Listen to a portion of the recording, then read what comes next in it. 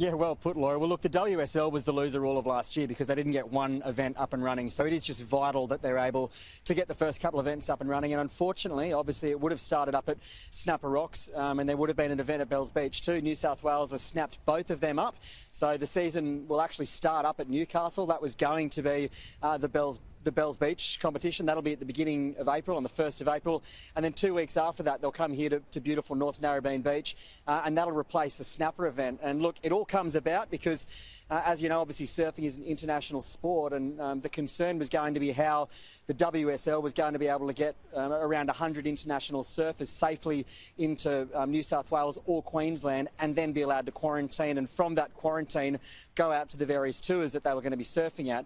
As it turns out, New South Wales was the only state that was prepared to put their hand up and say, yes, all of these 100 surfers can come. They're going to have a chartered flight from Los Angeles. They'll then arrive in Australia. They'll all be tested. They'll all undergo 2 weeks of quarantine, and provided they've all got the negatives, they can all come and surf here, first at Newcastle and then here at North Narrabeen. So a huge win for New South Wales, but of course, given the current political climate, and we've seen plenty of to and fro between the Berejiklian government in New South Wales and, of course, the Palaszczuk government up in Queensland, Rob Stokes, the local member for Pittwater here, could not resist a little jab at his enemy. I won't say his enemies, but his less than friendly mates up north.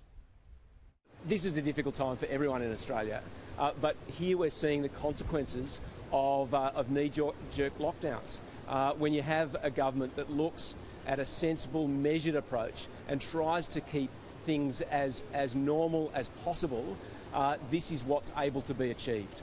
When you've got jurisdictions that are knee-jerk, that are populist, these are the sorts of consequences of those actions. We're hopeful it looks something like $15 million to the local economy, which is a huge boost to a lot of retailers doing it really tough. Not to mention a whole lot of accommodation venues that lost thousands and thousands of dollars over the Christmas period. This is an opportunity to claw some of that back and put Narrabeen back on the map.